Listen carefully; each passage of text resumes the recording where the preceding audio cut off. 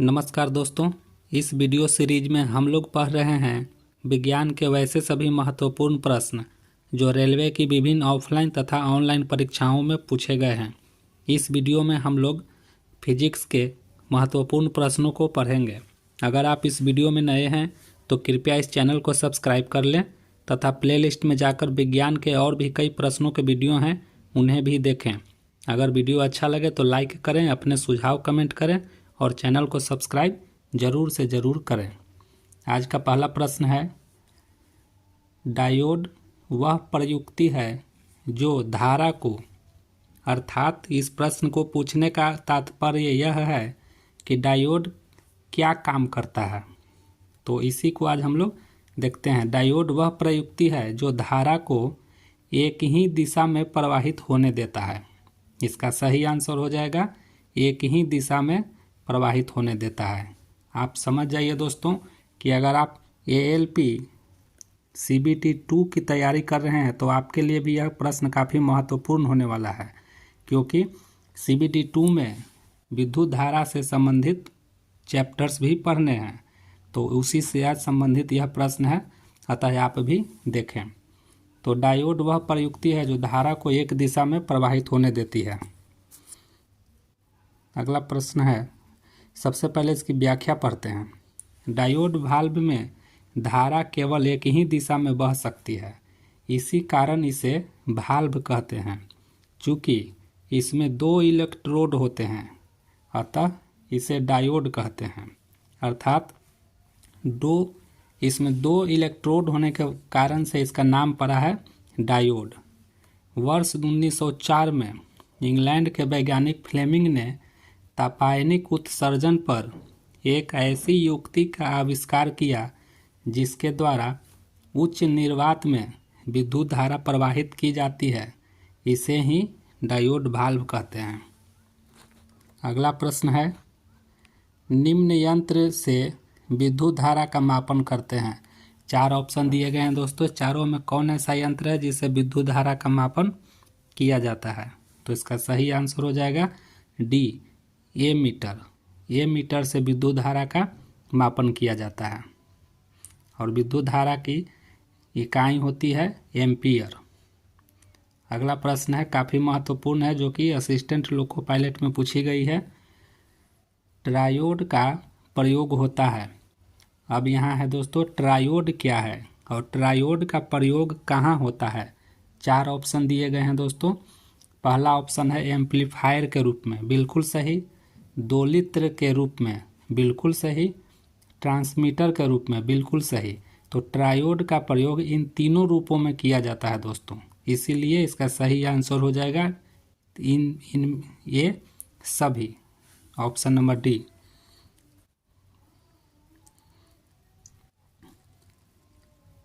अगला प्रश्न है, किसी संधारित्र को वैद्युत परिपथ में किस लिए प्रयोग में लाया जाता है?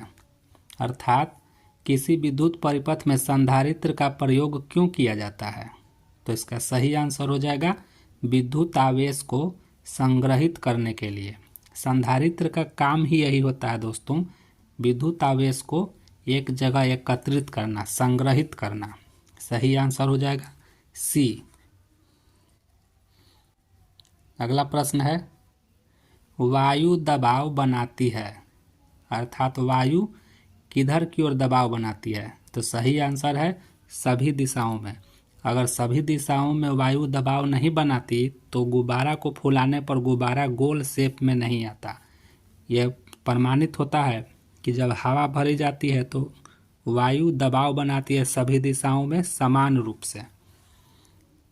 अगला प्रश्न है, भारत में आपूर्ति आवृत्ति के परिवर्तन में छूट की अनुमति है, कितना % की अनुमति है? तो सही आंसर हो जाएगा डी, 3% का। यह काफ़ी इंपॉर्टेंट प्रश्न दोस्तों, इसको याद रख लीजिएगा। भारत में जो विद्युत का जो आपूर्ति आवृत्ति अर्थात सप्लाई फ्रीक्वेंसी जो है उसमें कितना का परिवर्तन किया जा सकता है? तो उसमें 3% का परिवर्तन किया जा सकता है। और वैसे मैं आपको बता दूं, भारत में जो सप्लाई फ्रीक्वेंसी है विद्युत धारा की वह 48 हर्ट्ज होता है दोस्तों। आप किसी भी तरह के इलेक्ट्रॉनिक उपकरण पर आप देखते होंगे लिखा हुआ रहता है हर्ट्ज फ्रीक्वेंसी, तो 3% का अप डाउन करके किया जा सकता है। अगला प्रश्न है, स्टील को चुंबकित करना कठिन है, क्यों? मतलब स्टील को चुंबक बनाना कठिन है, क्यों? तो इसका सही आंसर हो जाएगा अधिक धारण क्षमता के कारण। अधिक धारण क्षमता के कारण इसे चुंबकित करना कठिन हो जाता है। इसकी व्याख्या देखते हैं। स्टील की अधिक धारण क्षमता के कारण इसे चुंबकित करना कठिन है, जबकि कच्चे लोहे को आसानी से चुंबकित किया जा सकता है।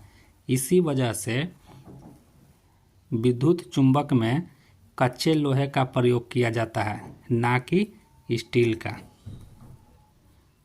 अगला प्रश्न है, परिपथ का शक्ति गुणक परिपथ में किसको सम्मिलित करने पर उन्नत किया जा सकता है?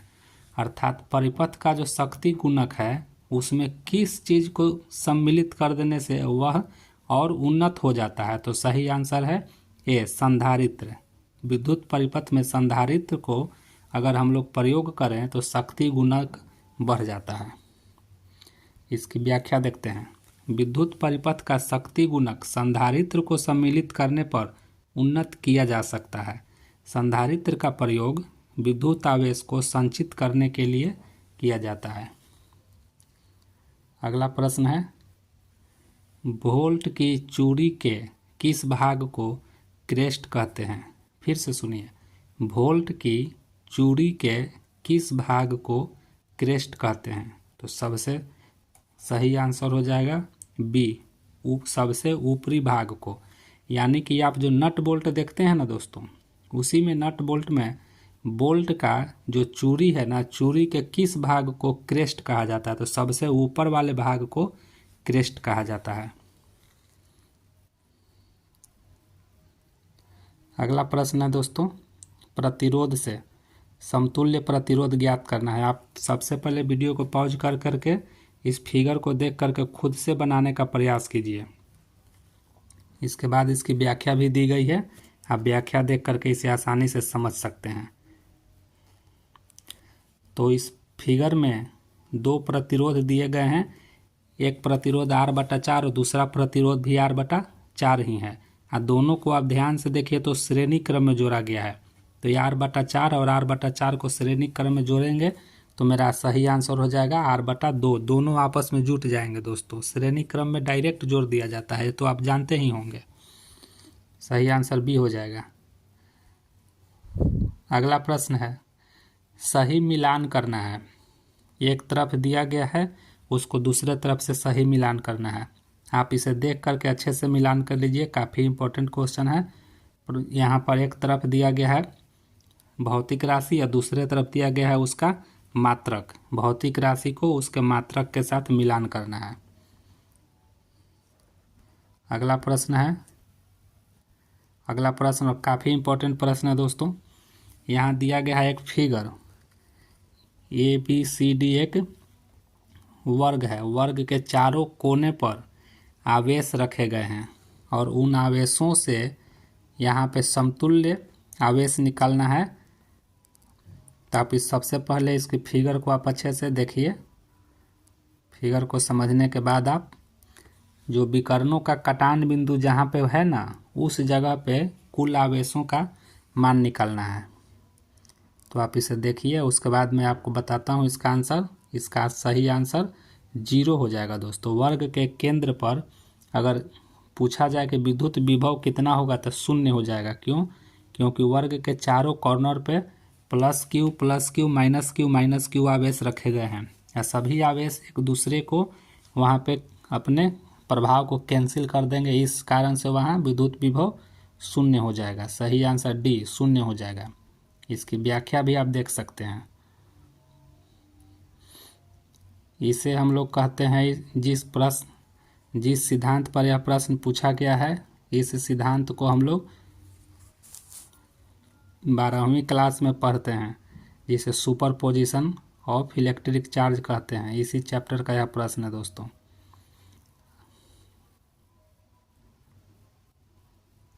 यह प्रश्न, अगला प्रश्न भी आप वीडियो को पॉज करके पढ़ें और काफ़ी इम्पोर्टेंट प्रश्न है जो कि आपको रेलवे के लोको पायलट के परीक्षा में इसी तरह के प्रश्न पूछे जाते हैं दोस्तों। आप इसे पढ़ना जरूरी समझें। यह एक प्रकार का न्यूमेरिकल टाइप का प्रश्न है। अगला प्रश्न है फिर से अगला प्रश्न है हमारा न्यूमेरिकल प्रश्न है। यदि एक इलेक्ट्रॉन पर आवेश 1.6 × 10⁻⁻19 कूलम और धारा 300 मिली एम्पियर हो तो 1 मिनट में एक लैंप से कितने इलेक्ट्रॉन गुजरते हैं। तो कितने इलेक्ट्रॉन गुजरते हैं इसका एक फार्मूला होता है दोस्तों, NE, टोटल Q बराबर NE। उसी फार्मूला पर यह क्वेश्चन सॉल्व होगा दोस्तों। इसकी व्याख्या देखिए प्रति सेकंड इलेक्ट्रॉन प्रवाह बराबर NE, N डॉट इलेक्ट्रॉन का आवेश E लिखा हुआ है ना, NE। इसी फॉर्मूले पर हमारा यह प्रश्न सॉल्व हो जाएगा। इसी में n का मान निकाल देना है। तो इधर उधर करेंगे तो 300/1000 गुने इस तरह से करेंगे तो n का मान भी निकल जाएगा। चलिए अगला प्रश्न फिर से देखते हैं। अगला प्रश्न भी हमारा न्यूमेरिकल्स टाइप का है। इसको आप वीडियो को पॉज कर करके बनाने का प्रयास करें। काफ़ी इंपॉर्टेंट प्रश्न है दोस्तों। इसी तरह के न्यूमेरिकल्स प्रश्न आपको लोको पायलट के परीक्षा में पूछे जाएंगे। देखिए 1000 वाट के एक हीटर है, उसका प्रयोग प्रतिदिन 2 घंटा किया जाता है। तो 10 दिन में बिजली की खपत क्या होगी। तो प्रतिदिन 2 घंटा, तो 10 दिन में 10 दूनी 20 घंटा, यानी कि 1000 वाट को 20 घंटा चलाया जाता है। तो हम 1000 वाट को 20 घंटा से गुना कर देंगे तो हो जाएगा 20,000 वाट। उसी को हम लोग 1000 से भाग दे देंगे तो 20 किलो वाट हो जाएगा। सही आंसर ए हो जाएगा, 20 किलो वाट।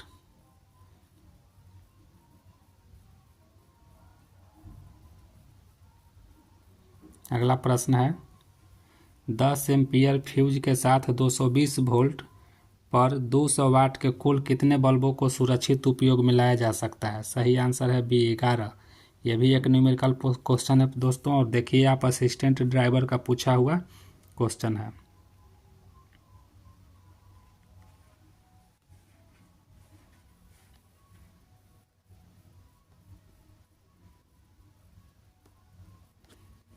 आप इसकी व्याख्या भी देख सकते हैं। वीडियो को पॉज करके इसकी व्याख्या भी समझने का प्रयास करें।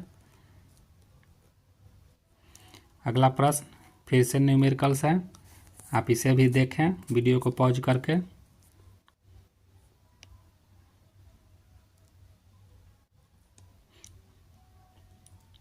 अगला प्रश्न निम्नलिखित में से समय का मात्रक नहीं है। 4 ऑप्शन दिए गए दोस्तों, चारों में कौन है जो समय का मात्रक नहीं है। तो सही आंसर हो जाएगा सी, प्रकाश वर्ष। प्रकाश वर्ष दूरी का मात्रक होता है, यह समय का मात्रक नहीं है। अगला प्रश्न है किसी डायोड का फॉरवर्ड प्रतिरोध क्या होता है। तो किसी डायोड का फॉरवर्ड प्रतिरोध बहुत कम होता है दोस्तों।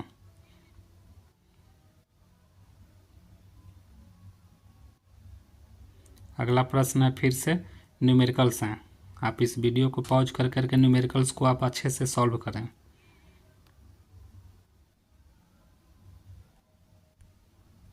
इसकी व्याख्या भी दी गई है। अगला प्रश्न भी न्यूमेरिकल्स है। न्यूमेरिकल्स प्रश्नों को आप वीडियो पॉज करके खुद से सॉल्व करने का प्रयास करें। चूँकि मैं इसे बोल करके सॉल्व तो नहीं कर सकता है, आपको खुद से सॉल्व करना होगा। तो ये था आज का हमारा इम्पोर्टेंट प्रश्न जो रेलवे के विभिन्न परीक्षाओं में पूछे गए हैं, खास करके असिस्टेंट ड्राइवर की परीक्षा में पूछे गए हैं। आप इसी तरह के प्रश्न और भी चाहते हैं तो वीडियो को लाइक कर लें, चैनल को सब्सक्राइब कर लें ताकि प्रतिदिन इसी तरह के वीडियो आप तक पहुंचती रहे। धन्यवाद।